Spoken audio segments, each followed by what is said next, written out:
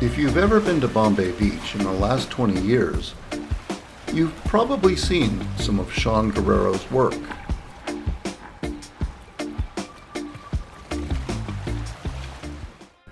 Sean Guerrero was born on March 5, 1957, at Mitchell Air Force Base in Long Island, New York. His dad was in the Air Force and was stationed at the Strategic Air Command in Reykjavik, Iceland. His mom brought him to Drexel Hill, Pennsylvania, where they stayed with her mom, and his Uncle Mario would often come and visit. Uncle Mario was the childhood friend of Joey Bishop, and was enjoying a successful career as a comedian himself. With the housewife in hot pursuit, he spots the screen in the bedroom. He lands. Uncle Mario went by the stage name Guy Marks, and when he came to visit, he'd smoke his fancy cigars inside the house. Eventually, the smoke took its toll on Sean's young lungs. At age 4, Sean Guerrero was diagnosed with tuberculosis, and, true story, Frank Sinatra, who suffered from respiratory disease as a child himself, intervened to get Sean into the finest hospital in the nation, the Jewish Respiratory Hospital in Denver, Colorado. Sean's mom moved Sean out to Denver for the treatments, and Sean's dad joined them there after being transferred to nearby Lowry Air Force Base, about 20 minutes away.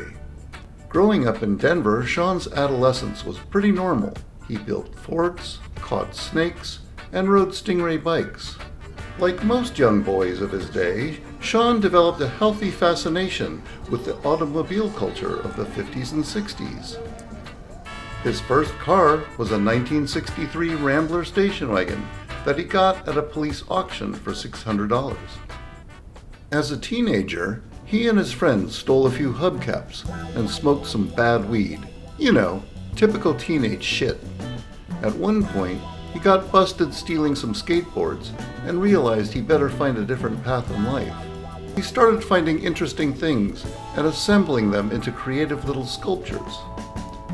After high school, Sean went to Community College of Aurora, where he had his first welding class, and just for fun, he created his first metal sculpture using scraps from the classroom. This was a pivotal moment because Sean's teacher saw the potential in him and actually purchased the sculpture for $500. Landed in money nirvana! The budding artist went on to the Rocky Mountain College of Art and Design, and by the time he graduated, Sean Guerrero was already gaining some notoriety around the country, and his work was picked up by various galleries.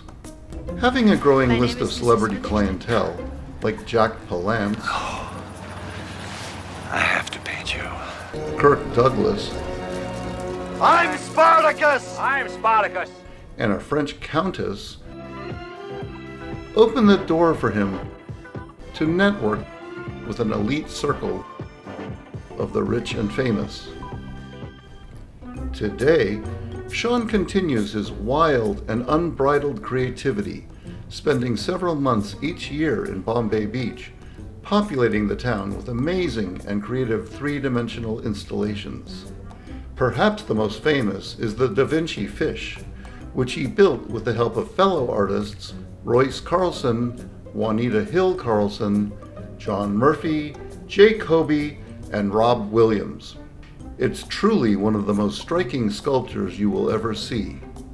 It's over 40 feet long, with a 44-foot wingspan, and is mounted on a 12-foot vertical axle, so it actually moves with the wind. It was Sean's wish to have the Da Vinci fish appear to be in a state of virtual decay, so it would fit in with its dystopian setting. There are too many other creations scattered around Bombay Beach to list here, like the big wooden fish, the dozens of welded chrome figures, the original death ship on the playa, or the original reincarnation, both of which became repurposed into Sean's latest creation, which we had the rare pleasure to discuss with him in the following segment of this video. If you'd like to see more of this amazing and madly driven creative force of nature, go to chromesean.com. That's chromeshawn.com. With these imaginary dreams that I drive love them what you insane wrote and on never it find. here. It's a new It's the beast new now, mantra. but- Yeah. So there's these stories, and there's a bar called My Brother's Bar in Denver where his daughter had run it for quite a while, and they would have these Kerouac reunions Wow. and get-togethers and whatnot. So the lore of Denver was there, and at my shop where I was, it was a fruit warehouse that refrigerated vegetables and whatnot that would come from Pueblo and these other areas that would grow.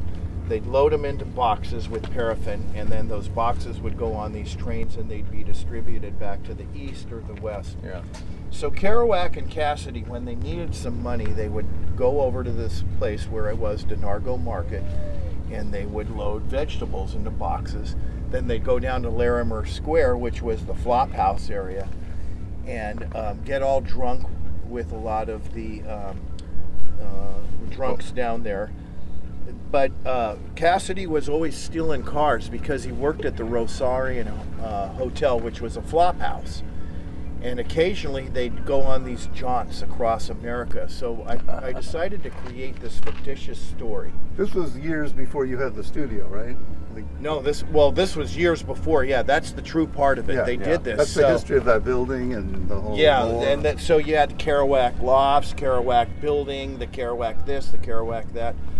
But I always loved his spirit of, when I grew up in Denver, the longest route to get to the mountains was Colfax Avenue. You didn't have I-70.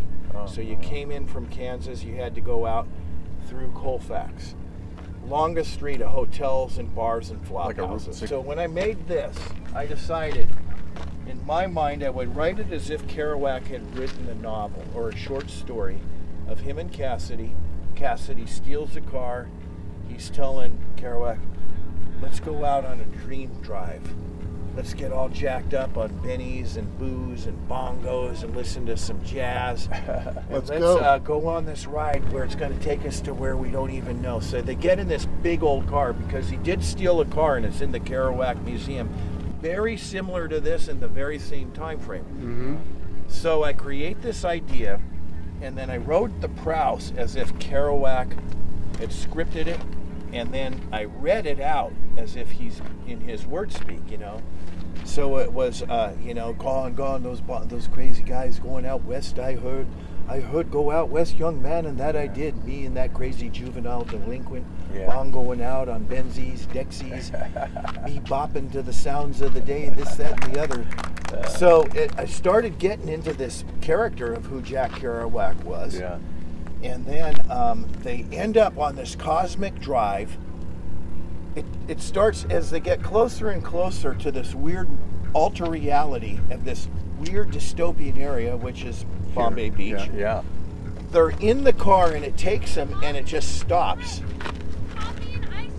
And it stops, and it ends up being the car discombobulates. But now something's changed. The car is no longer the thing that drove them. It's this abstract, weird sculpture. Wow.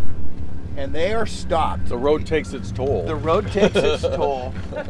And then they end up out here in this car watching the setting sun of the Santa Rosa Mountains at this sea that they don't even know of. So you got to imagine none of the hay bales are there, none of the tents or anything. Yeah. They're just in this cosmic car. Yeah. Sitting there going, wow. And so the last thing was from a Prouse of Kerouac that I put in my monologue, which was, I think it was, I'd like to be a wild man out in the sea with wild long hair by the fire, sand in my teeth. That was my first introduction here. I decided I'm going to do this reading in Kerouac's word speak for the monologue, and the background music is going to be Miles Davis's flamenco sketches. Oh, cool. Yeah, real cool movie. You know? Yeah. You know, I was going to say, when I saw Reincarnation, and I knew the story about the old ship, Yeah. and you had this piece here, you kind of put it together like this ship is a reincarnation of that ship too. So it's like so many levels. But it started all like Do you realize, Sean, you're letting that one go? Yeah. Let it go back to And what it was. cannibalizing a Yeah. little bit. And then cannibalize and take the DNA of that and take this. And then here's where Terry Gilliam comes in. Yeah. Thus, that's why I put Monty Right. Python conditions may exist. Because now it almost becomes like this Gilliam-esque Yeah. story, a Don Quixote chasing windmills. Yeah. And so this extrapolation of it there really tells its whole story of why it is. That was so, great. You read that the other day. I enjoyed So that. It cool, worked man. so And well. I'm so Oh, thanks. psyched to meet you and thank He's the you. coolest guy in town. Yeah, I mean, Besides Well, being- I'm a this kid at heart. I'm Yeah. just a kid at heart playing with my toys. Sean Guerrero is a madman. The kind of madman that this world needs more of. Not only is he passionate and creative, he is also kind and generous. He made me feel welcome and appreciated after having just met for the first time on the bluffs at the edge of the Salton Sea. I have to thank Bill Sandell for introducing us. And I want to thank you for watching my videos and supporting my channel. It means the world to me to have you along for these awesome adventures. Much like Kerouac and Cassidy riding side by side into the sunset in Sean's whimsical backstory to his latest imaginative creation. So, until next time, this is Joe Bowie, Desert Trippin', over and out in 3, 2, 1!